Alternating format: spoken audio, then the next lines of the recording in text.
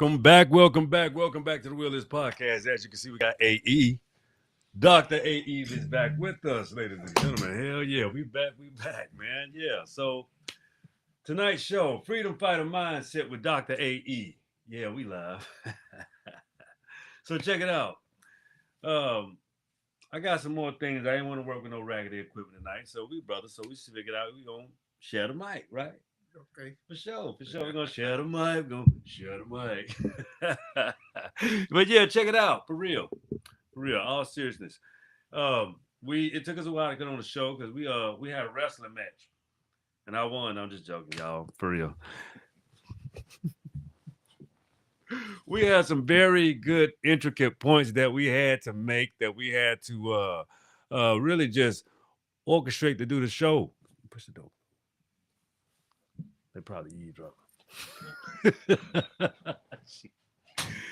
Yeah, man. So tonight, you know, we understood that we have, we have the same objective, but we have a different mindset, and that's okay. It's always okay.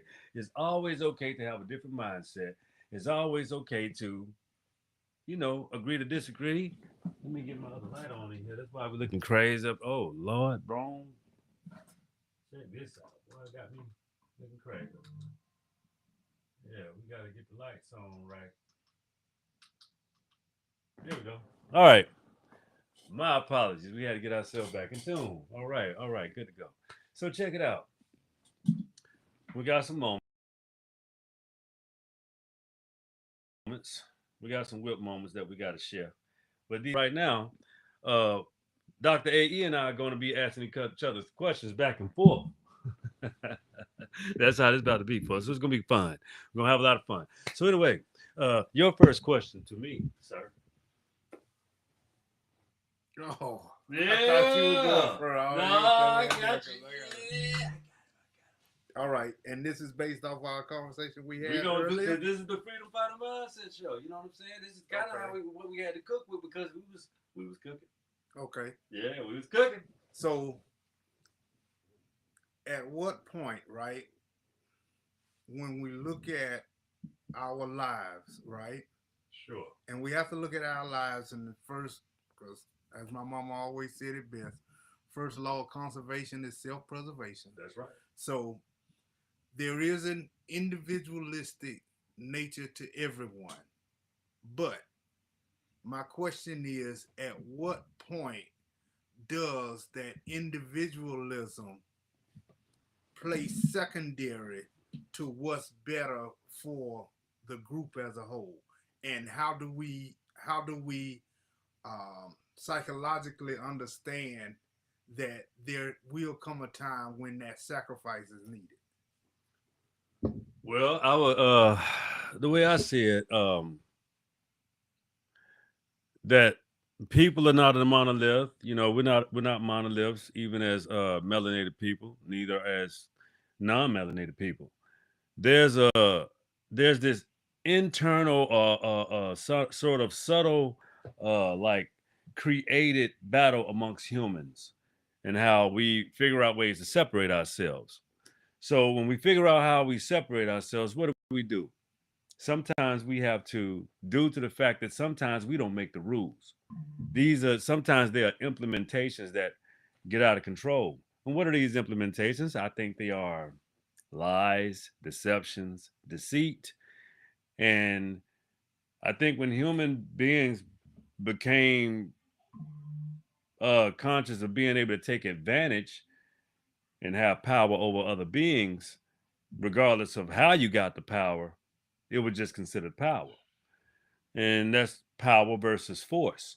So is it power or force? So I really, to answer your question, I think it's bigger than black and white. I think it's bigger than black unity. I think it's the truth. I think the truth has to be told on a many different fronts because the whole world lied to one group of people that they found it very, I would say, convenient for the world to lie to a specific group of people to conquer a specific landmass. That's North America.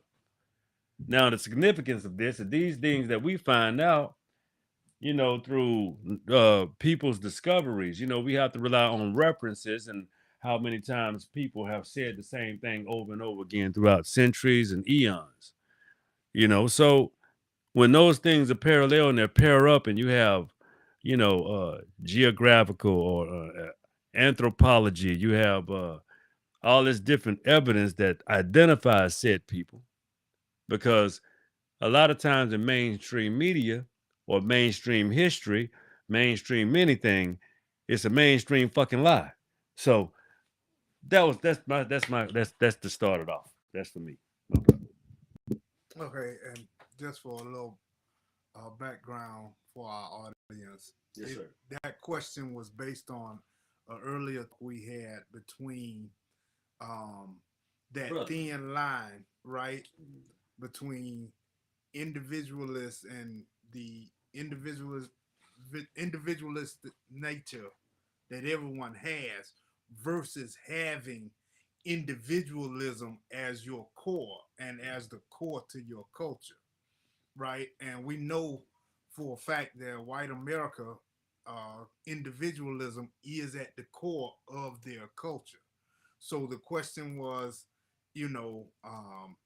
how do we balance that natural individualism versus doing what's best for the community and for our family first, and then community, and how do we keep that self discipline where family and community will come first before the individualistic um, wants or needs at Okay. some time. So Okay. your question. Go Okay. ahead, brother.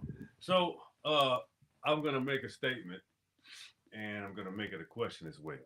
Okay. So to completely answer your question and to give it back to you, I would say this.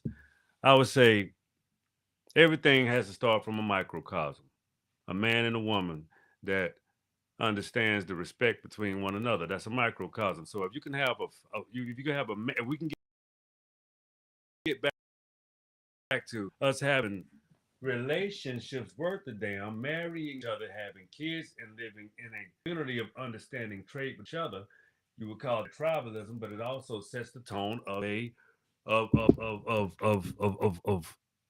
neighborhood. Those type of things got to be really healed first. So I would think that would be the start, simply because if what we discussed outside as well, as far as saying who practice the highest rate of individualism, and that's people that are poor and subjugated, and they steal, kill, annihilate, and do things to get ahead. And that's not just a American thing. That's a global situation. If you take the likes of certain countries in South America and how they have a prowess about themselves and how they have a behavior about themselves. Okay. And they will, and then you'll call me stereotyping, but I mean, come on, let's be honest. Not we're not a monolith, right? We do have sides to every culture. So what I would ask you, Dr. AE, would just be, segueing into the explanation. I would like for you to add, but also answer me this. If we're supposed to be, and you stated you're a Pan-Africanist, Yeah. and I stated I am a black nationalist, so to speak. Mm-hmm. I believe I don't have a belief. I know what I know, and I call it a day. I say black nationalist because black Americans have been on the foothills of their own country, in their own lands, and they say it's because of lack of knowledge of ourselves. So when other cultures come to this country and other melanated cultures come here, why do they feel necessary to position themselves above us? I think it comes down to 2 points, right? Sure. 2 points. The first is it's like we have to recognize the same number that's been put on us has been put on them, right? So the same way we get these negative pictures of Africans, right? All of them live in a hut, all of them this, all of them that, all these negative things that they send Mm-hmm. and they feed us with, right? Yep. They're being fed with the only thing that black Americans do is worry about their material wealth and killing each other and getting high. Wow. You see, and things of that nature. So the same number, right? And that's just something that America does, right? Yeah, Period, propagate. right? It propagates. Right, because we get whomever ends up being our enemy, quote, the United States enemy. That's we That's get the those tool. negative stereotypes, right? That's the You tool. gonna always get pictures of angry Russians in a whole bunch of snow, right? The same way Russia always sends pictures of us, of our homeless. That's the main thing they show. Yeah.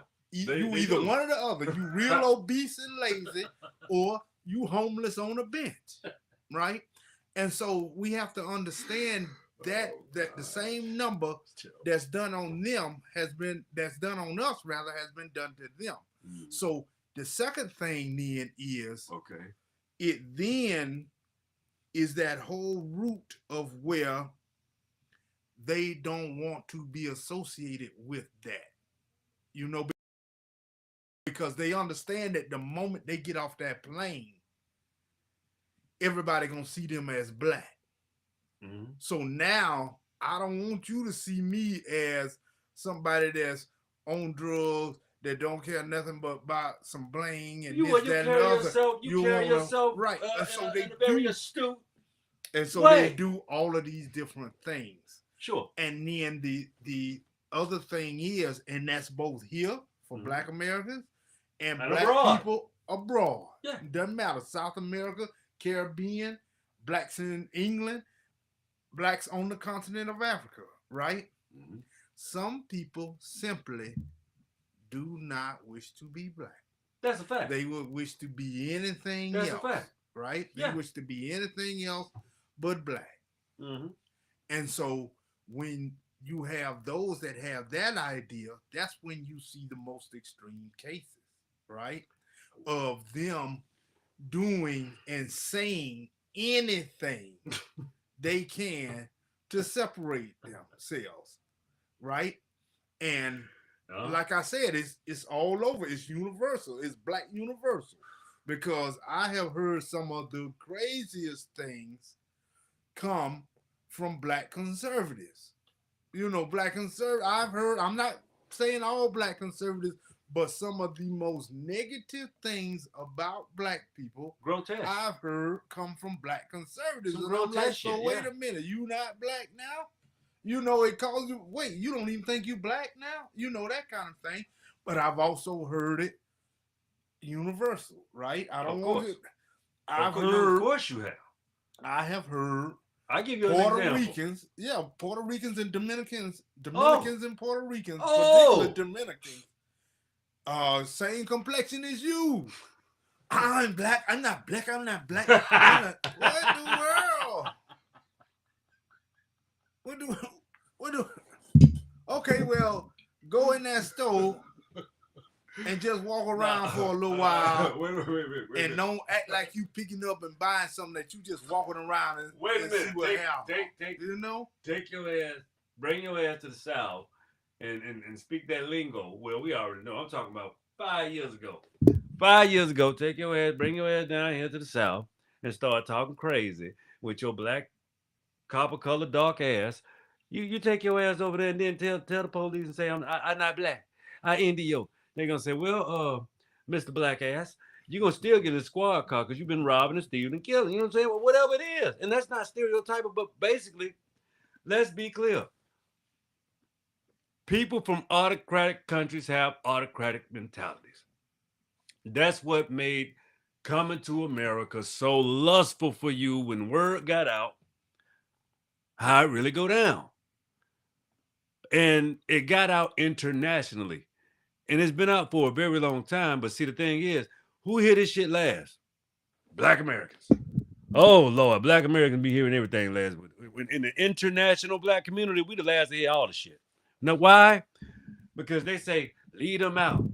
We really don't like them. They really arrogant. Just like what Dr. A.E. was saying. They really arrogant. They really need to be taught a lesson. Well, damn, we get it. Understand. I understand. And you know why we know this? Particularly not all. I would never ever put even a country of people as a monolith because guess what? They have internal conflicts as well. It just so happens that America's always on the world stage. So we just so haphazardly or happenstance get what we get. But the thing is, all the talent, all of our stories of we have literally the darling story of the world, the most hated, mistreated, destroyed, distraught, which all y'all think how we supposed to behave. So the thing is, y'all feel y'all let the white boy kick your ass. That's just not true. Again, you're a victim of propaganda. That's particularly what you absolutely are. Because when you come over here and you want to step over the indigenous class of people or the black people, let's be clear, the black folks, the indigenous blacks, the ones that talk with the American accent, we know who y'all is. Y'all so easily I do. We look just alike. Oh, but in your mind, in your medulla oblongata, you thinking about now. You wait till I tether your ass and teach you a lesson, because I know I'm better than you. That's the mentality of most foreigners, some but not all. You think you get to come to the country that I am indigenous to and check me? I'm what if we just say, well, fuck it, we just gonna start behaving like white Americans do? Come kicking your ass in your own country because I because I feel like that's what you like doing over here. I feel like you get off on it. So my thing is, I just want to ask I want to ask Dr. AE, my brother, another question because I know we you know what I'm saying we're doing well. We're doing well with time, but we want to be respectful of time and everything. So my next question is, are black Americans supposed to be the forever footstool for melanated people globally? No, I don't. No, I wouldn't say be a footstool to anybody. Let's say that. No, never that. Never that. My thing is this though. All right. We can somebody right. Somebody has to start saying, okay, where do we create the cornerstone, right?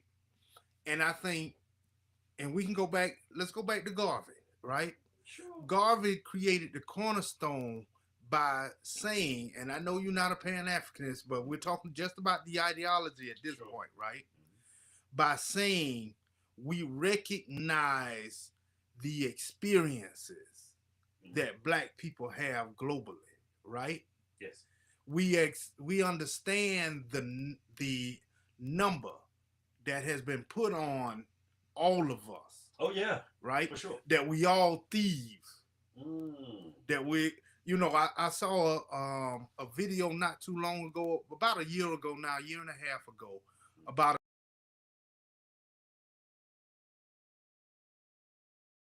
an African that went to India, right?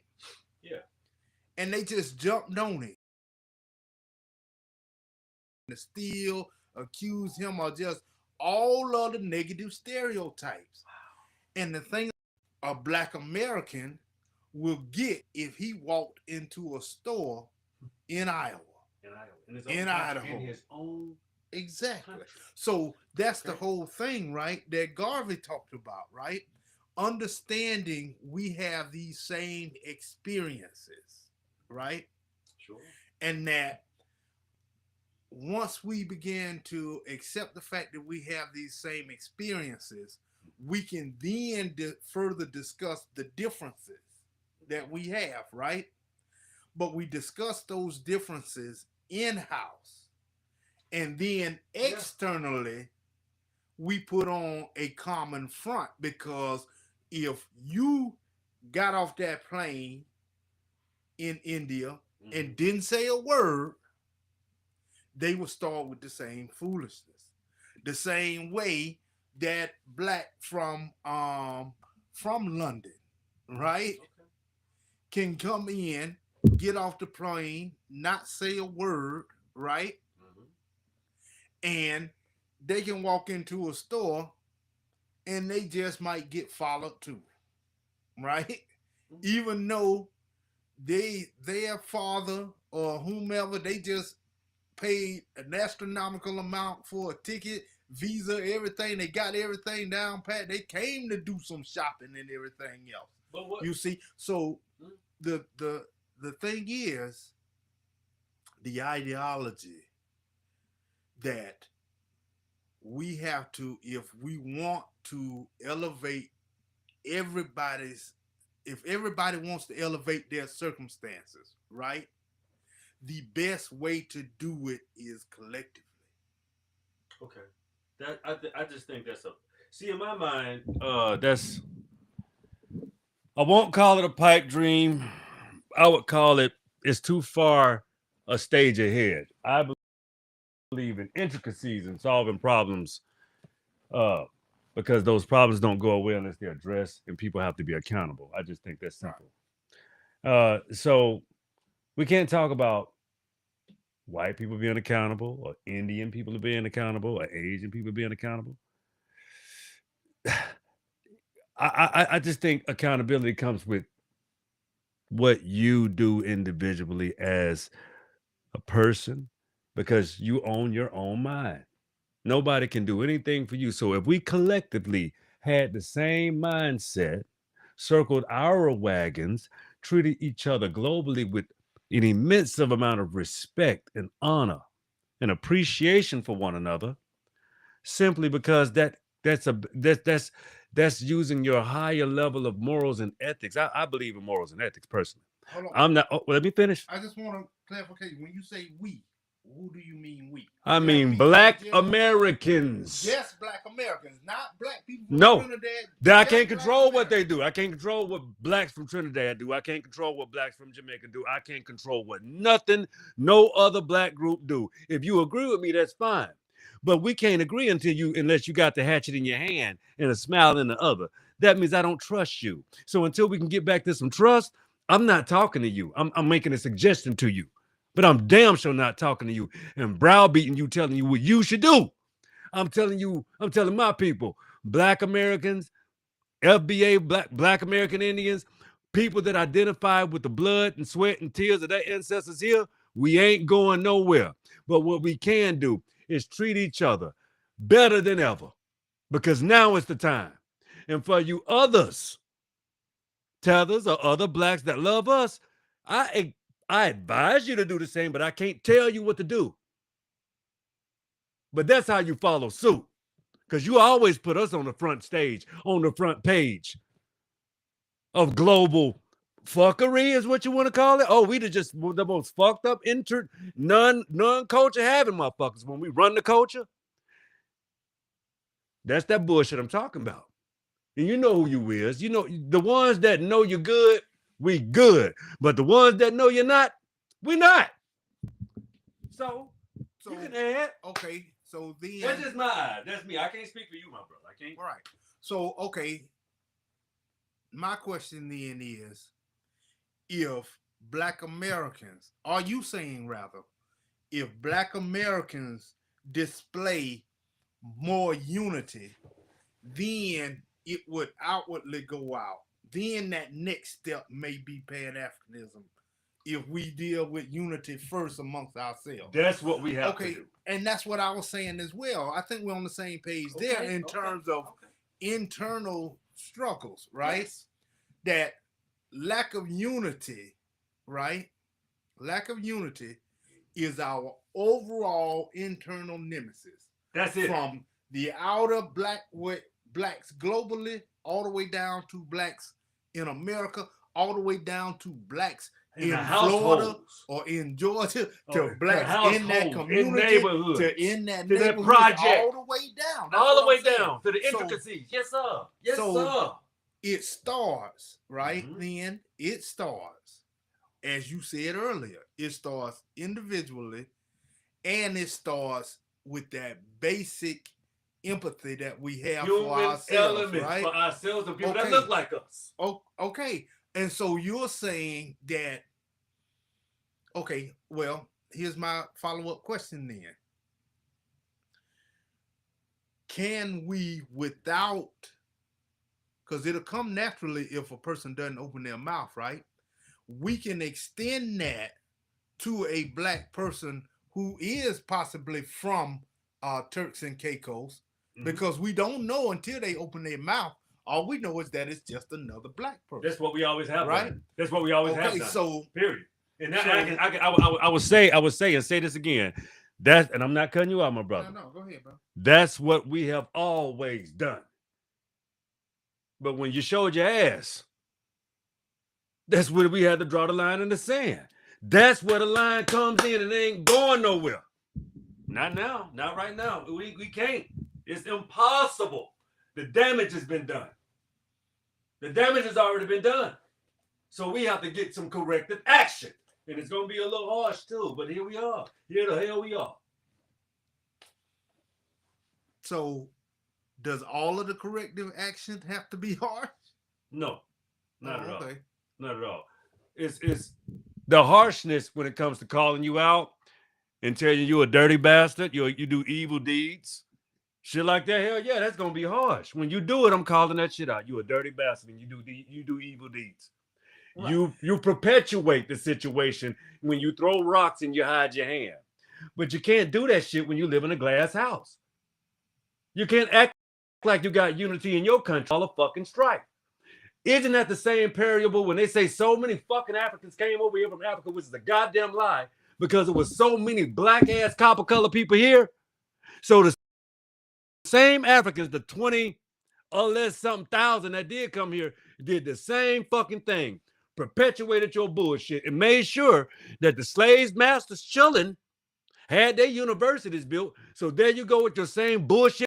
When I can get y'all ass out with every chance I get you, I'm gonna get you. I promise you. You boule bitches. I'm gonna get you every chance I can, because your whole connotation is it's a lie. It's a half truth. And that's why we ain't never got nowhere, because you're black ass too. All right. All I got. So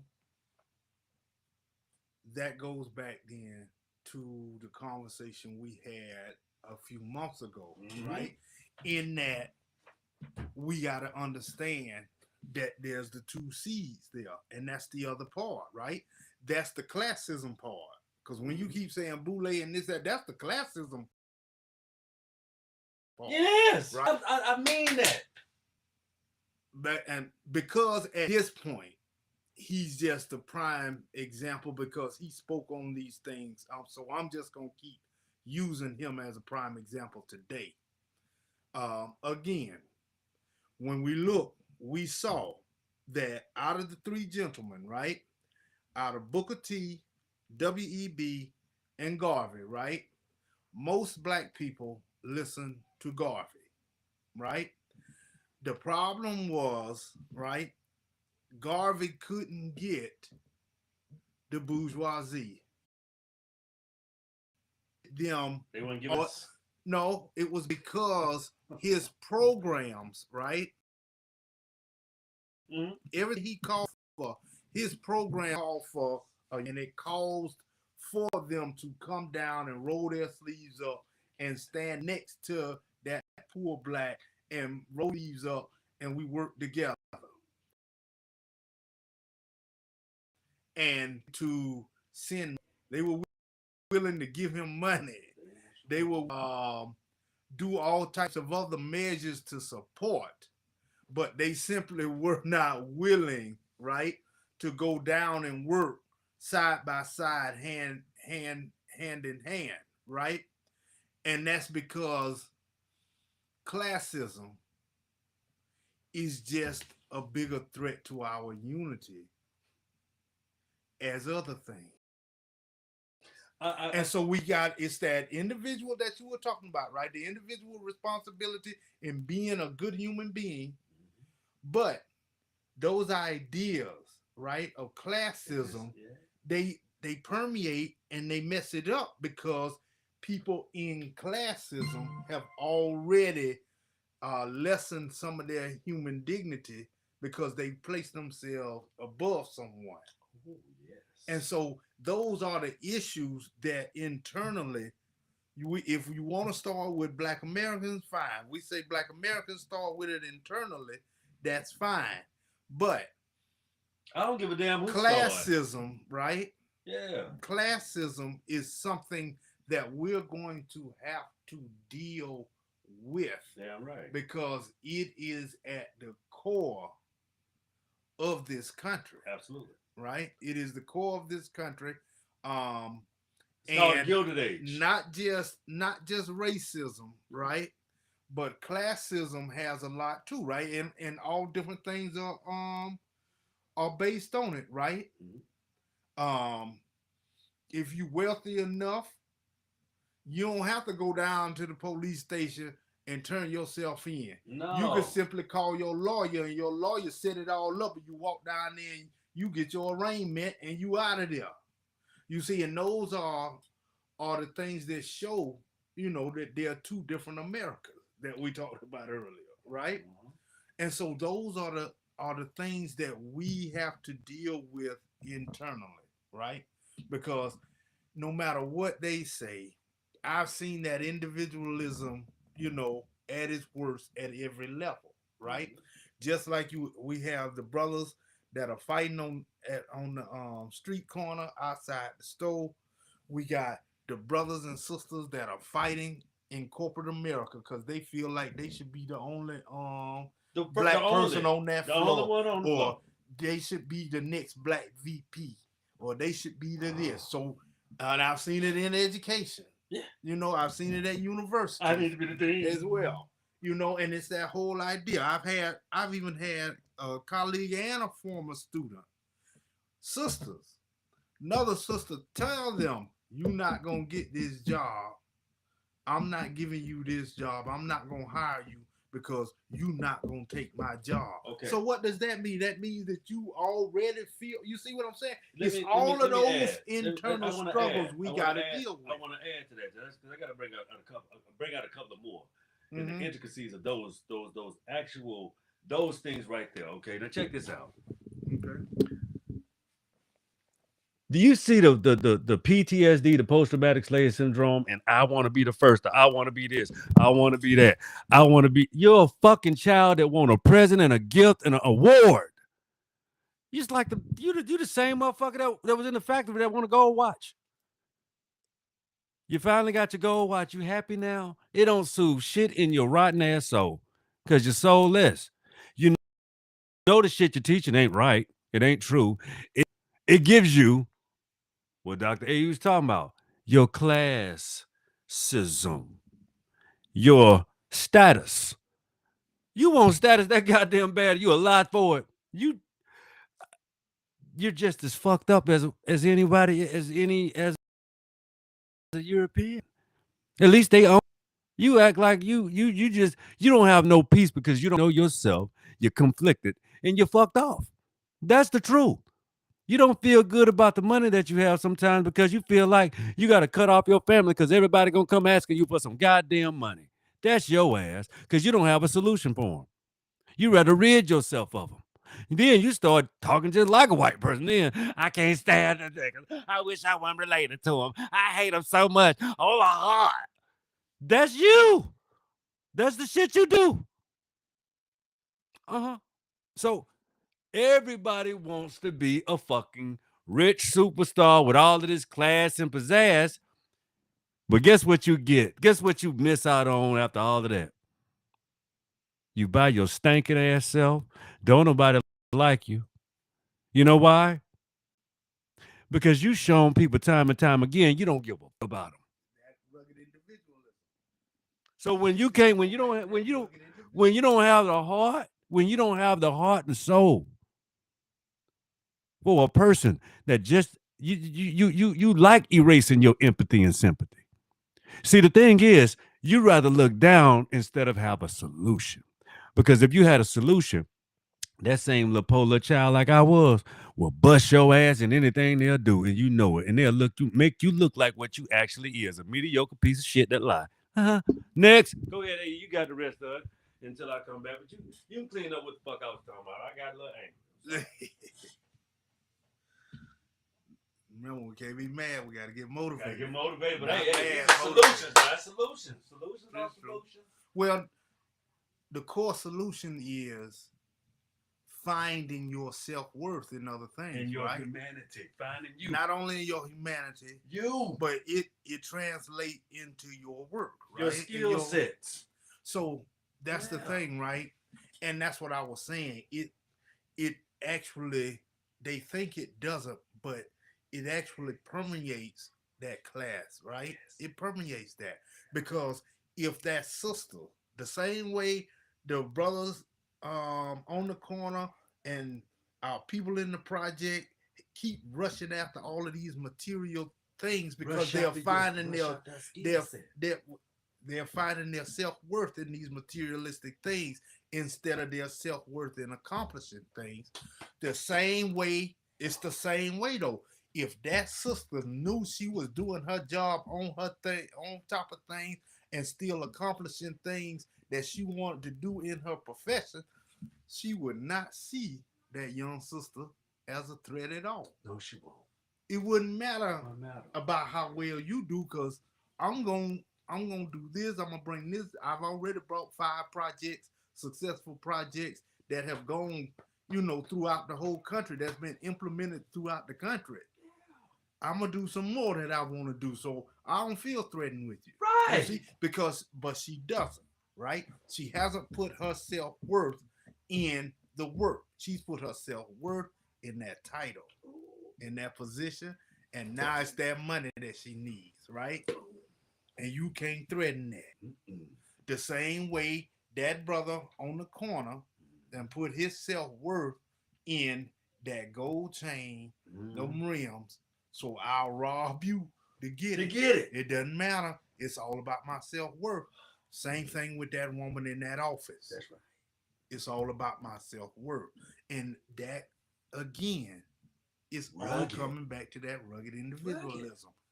And that's what I'm saying.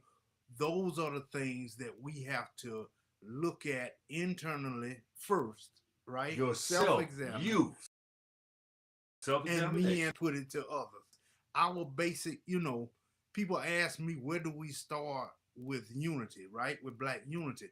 It starts with that basic thing with yourself, but it also that creates that empathy, right? It creates that empathy for that other person, right?